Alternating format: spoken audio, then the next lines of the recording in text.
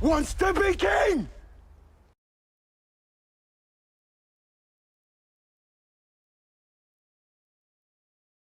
Welcome back to the War Room.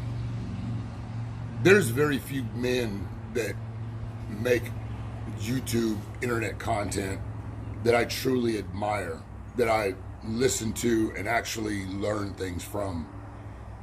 One of those men has been Jordan Peterson.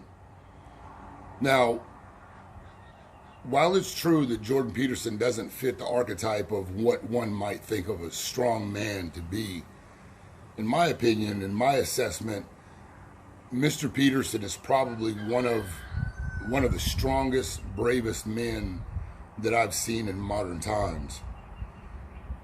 When he first launched onto the purview of public awareness, it was because he spoke up against this assault on free speech and this desire to control how we talk, and in essence how the world is, how we view things, change basically reality.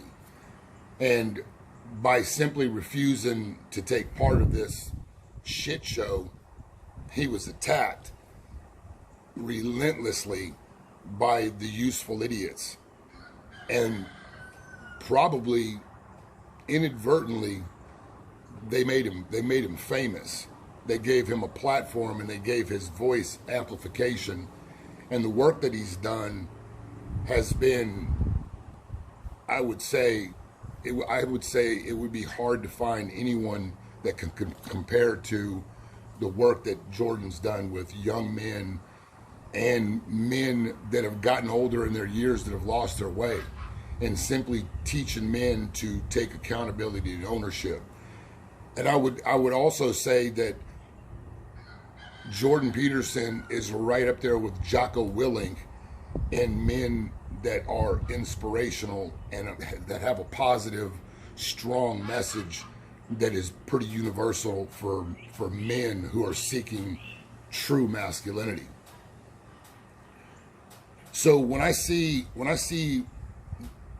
men like Jordan Peterson being attacked for simply speaking their opinion, and more often than not telling the truth that most of us believe in, you have to stand up against that. You cannot allow the good, brave men to be attacked and be destroyed by weak cowards. You cannot allow the mob to win in these type of situations. And once again, Mr. Peterson is being attacked from all angles by the useful idiots that want to perpetuate this lie that has been rampant in our culture for the past 5-10 years. And that's this healthy at all size, or sexy at all size, whatever bullshit narrative that is used to push this obesity epidemic that we have in this country.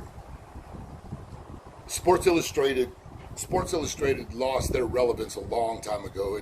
It's been woke longer than anybody else has. So real sports fans, real men, I would say no longer subscribe to that magazine. They're really irrelevant. But when you take something that used to be something awesome and you make it into something gross, one can't help but look at that and have a sense of nostalgia for days gone by. There was a time in American history where people used to look forward to the swimsuit edition because they had beautiful, beautiful young fit women modeling their swimsuits. Now, granted, back then there were sections of our society that thought that was, I don't know, sexualizing women. But now we've got Instagram, and the new 16th wave of feminism has it to where women objectify themselves. Now, Sports Illustrated is trying to force this overweight, obese vision of what the new normal is going to be for our society. And Mr. Peterson simply said, no, you're not going to do this. And the mob has run this man off of Twitter because of this. Now, one could say, why would somebody at his level care about what people think?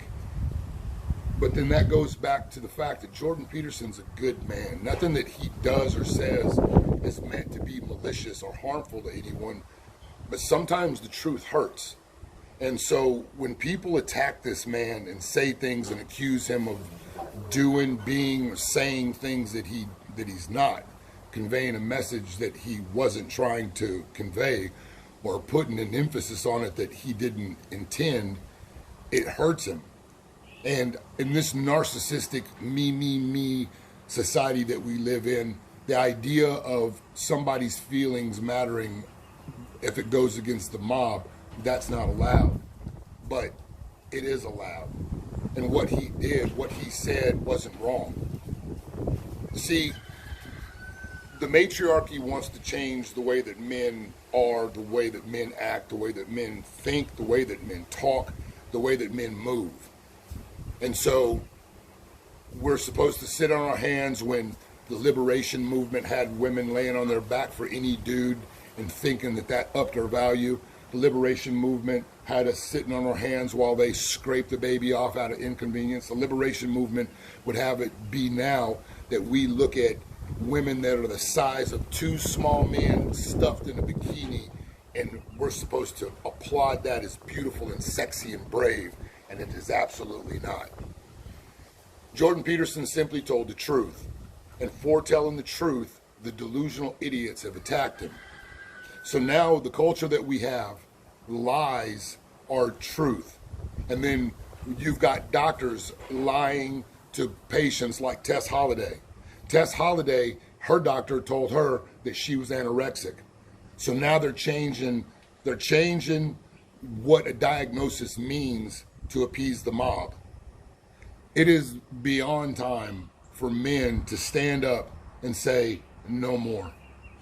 It is time for men across the board. Again, it doesn't matter what your race is. It doesn't matter for whatever the wedge of divisiveness is. None of those things truly matter. All of those wedges are put there to preoccupy us so we don't understand that they are destroying our world.